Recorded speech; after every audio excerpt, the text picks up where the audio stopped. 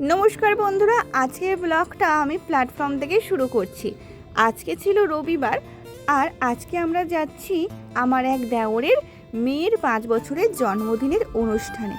प्राय सकाल आमरा 10टार समय बेरिয়েছিলাম, किन्तु आज के रविवार थाकाय प्राय 2টো ट्रेन कैंसिल छिलो। और 1.5 घंटा नागाद बसेई आछि स्टेशने। कि करब, प्रिंजा तो एखाने बिरक्त हये जाच्छे। सकाल सकाल ताड़ाहुड़ो करे बेरिয়েছি, प्रिंजा सेरकम रेडिও होते पारेনি। ट्रेनेर टाइम आमी देखिए बेरिয়েছিলাম, কিন্তু ट्रेन जे कैंसिल सेटा बुझते पारिনি। परपर 2টো ट्रेन कैंसिल छिलो। तो एखाने पौंछाते पौंछाते आमार एखाने देखो 1:09 बाजे।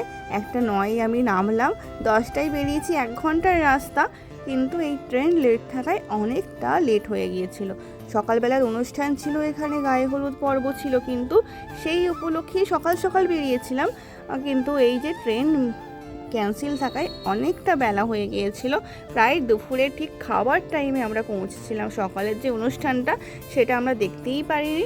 যাই হোক, বাড়ি পৌঁছে এই যে রাধা মাধবের মন্দির, রাধা মাধবকে দর্শন করে নিলাম। রাধা মাধবকে দর্শন করার পরই বললাম না একদমই দুপুর হয়ে গিয়েছিল, সেই কারণে আর লেট না করে বসে পড়েছি একদম দুপুরের খাবার খেতে। দুপুরের খাবার খেয়ে নিই, তারপর রেস্ট নিয়ে নিই, তারপরে আবার পরের ব্লগে তোমাদের সঙ্গে দেখা হবে। একবারে ব্লগটা দিচ্ছি না, ছোট্ট ছোট্ট করে ক্লিপ নিয়েছি। রাত্রের ব্লগটা আমি পরের ভিডিওতে শেয়ার করব। টাটা।